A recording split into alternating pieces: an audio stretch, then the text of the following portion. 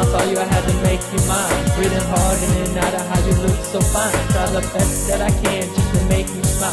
Time passes by, I made you cry, I know it's been a while. I appreciate all the love that you've given me, and I drop a note just to say how much I treasure you. Doesn't matter near or far in everything I do. My love and soul will lower deep